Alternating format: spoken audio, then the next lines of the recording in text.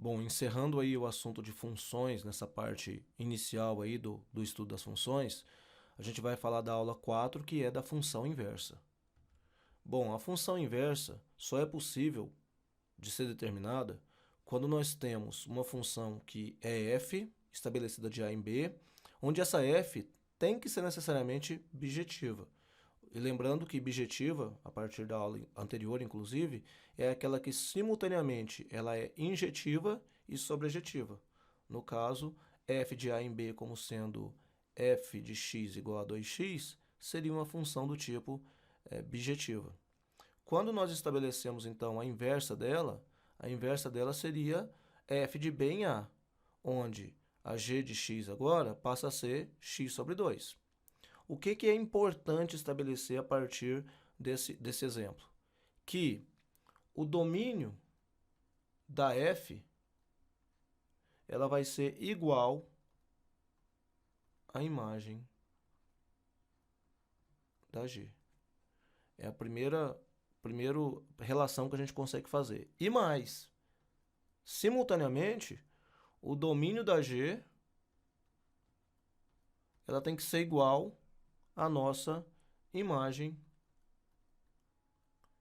da f. Se a gente olhar aqui, o domínio da f é o A, que é justamente, conjunto A é o domínio da f, que é justamente a nossa imagem para quando a gente faz a g. E, consequentemente, quando eu tenho o domínio da g, que é o conjunto B, ele é a mesma imagem da f, que também é o conjunto B. Quando isso é atendido, e as duas por serem bijetivas, então a gente consegue estabelecer a função inversa.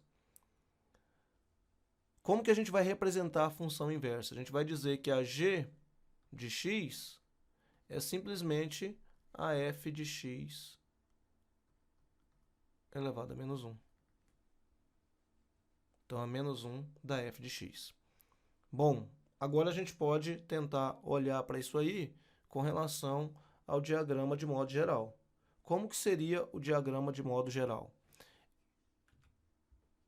É estabelecido dessa forma, onde se eu tenho uma representação de f de x igual a 2x e uma g de x, que para nós vai ser o mesmo que a f elevado a menos 1 de x, ou seja, a inversa de x, isso vai ser igual a x sobre 2.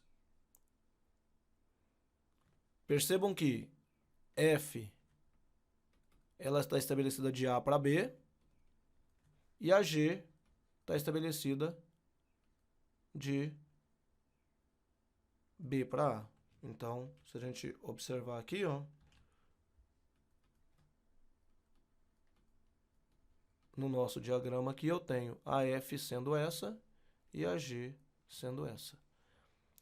Como que seria essa relação em termos gerais da função específica e da função inversa? A gente pode dizer que, para a gente poder estabelecer isso, vamos colocar uma função qualquer aqui, f de x, que seja bijetiva, claro. 3x mais 5. Como é que eu posso estabelecer a função inversa dessa função f de x igual a 3x mais 5? Lembrando que a função inversa é representada assim. Como é que eu estabeleço a função inversa? Então, a ideia é substituir, ou seja, inverter quem é o x com quem é o y. Lembrando que o f de x para nós nada mais é do que o nosso y. Então, eu teria y igual a 3x mais 5.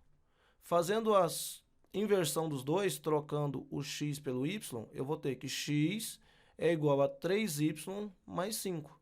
Percebam que onde era y eu coloquei x e onde era x eu coloquei y.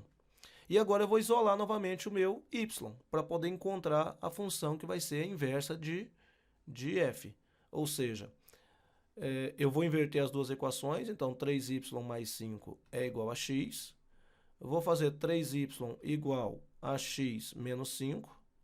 Então vai ficar que y é igual, vindo para cá, né? Y é igual a x menos 5 dividido por 3. essa daqui é a minha inversa da f. Ou seja, a f de menos 1 vai ser x menos 5 sobre 3. Então, basicamente, os passos para poder fazer a inversa de uma função é, primeiro, identificar se ela é bijetiva.